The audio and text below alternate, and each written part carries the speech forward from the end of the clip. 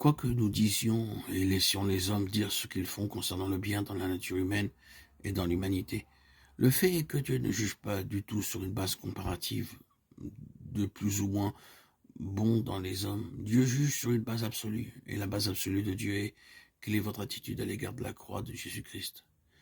Qu'avez-vous fait de l'agneau de Dieu? Ce n'est pas si vous êtes plus ou moins bon, si vous êtes très mauvais naturellement, ou comme les hommes rendraient compte, très bon.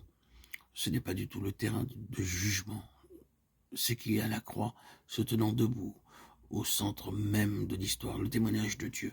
Maintenant, en elle le verdict de Dieu sur le monde entier. Comment Adam tous meurent, 1 Corinthiens 15, 22. Quelle est donc votre attitude à cet égard? Il n'est pas difficile de voir que quand il s'agit vraiment de l'acceptation du verdict de Dieu, que tous les hommes, sans vraiment aucune exception, sont morts, se trouvant sous le jugement, pour autant que Dieu est concerné, et qu'ils n'ont aucun accès à Dieu en dehors de la croix. Combien dans la race humaine l'acceptent et le croient? Il y a une méconnaissance ou un désaveu presque universel de ce verdict. C'est vrai. Je dis presque, car en cela nous avons l'exception, Noé et 7 autres. Ils représentent l'exception. En eux, le principe de la croix s'avère être accepté, devant lequel ils ont capitulé.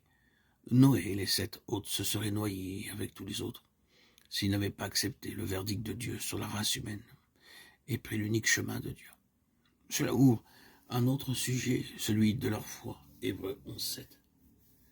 Par la foi, Noé averti par Dieu concernant des choses qu'on ne voyait pas encore, prépara une arche. Nous ne nous occupons pas de cela pour l'heure. Nous en tenons à ce seul principe de la croix comme l'unique chemin de la vie. Ces 8 ont accepté les principes de la croix, c'est-à-dire que la porte est fermée sauf par un accès unique, le chemin pourvu par Dieu. Et ce fut une chose collective, ce fut un témoignage collectif. C'était une chose corporative qui était là. Les 8 représentaient un salut collectif. Et il y a un point qui a été sérieusement oublié. Le plus tôt, nous le recouvrons, les récupérons et l'établissons, et le mieux avec Dieu, alors que le salut atteint l'individu et devient une chose personnelle et individuelle. Avec Dieu, le salut est collectif. Dieu sauve un peuple, pas uniquement des individus. Et ce que je veux bien vous faire comprendre est ceci: le fait même du salut signifie que vous n'êtes pas sauvé tout seul, vous êtes sauvé d'une manière jointe. Vous êtes sauvé en relation avec quelque chose de plus que vous-même. C'est dans le salut collectif. Le salut est une chose collective.